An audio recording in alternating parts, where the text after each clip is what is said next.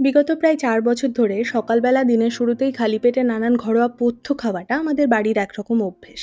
আসলে বাবা diabetic patient, সাথে ব্লাড প্রেশারটাও হাই। অ্যালোপ্যাথি ওষুধের সাইড এফেক্টস এত বেশি যে শুরুর থেকে আয়ুর্বেদের উপরই ভরসা করেছিলাম আমরা। আসলে আয়ুর্বেদের উপর বলা ভালো, যে ডাক্তারের কাছে বাবার ধরাবাঁধা ট্রিটমেন্ট চলে তার উপর বাবার ভরসাটা অগাধ। বছরখানেক আগে একবার হঠাৎ করেই কাশি ঠিক হচ্ছিল না বলে বাবার একটা ইসিজি করাই আমরা। রিপোর্ট স্বাভাবিক ছিল না। যথারীতি আমরা একজন কার্ডিওলজিস্টকে কনসাল্ট করার সিদ্ধান্ত নিই। বাবা কলকাতায় আসে।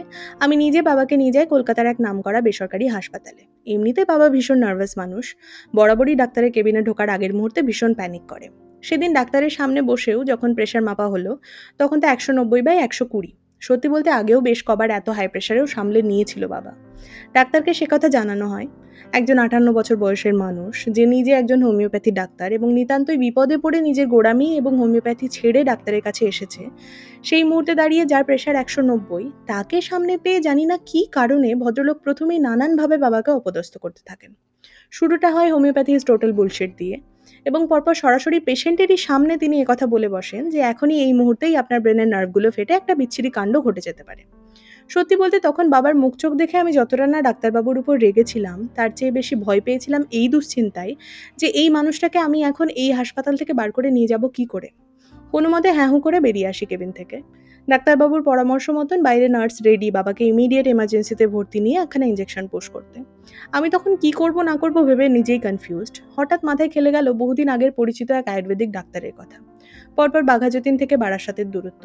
সেখানে পৌঁছে আমার থেকে সবটা শুনে লাইন টাইন না মেনে আগেই বাবাকে কেবিনে নিয়ে বেশ খানিকক্ষণ বসে বাবার সাথে এক নাগাড়ে গল্প করলেন ডাক্তারবাবু।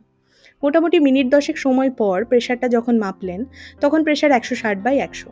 সেদিন না জীবনে প্রথম বুঝেছিলাম শরীরের চিকিৎসার সাথে সাথেই যে ডাক্তার রোগীর মনটাকে ছুঁয়ে ফেলতে পারে, তার কাছে রোগীর সেরে ওঠার জার্নিটা অনেকটাই সহজ হয়ে যায়।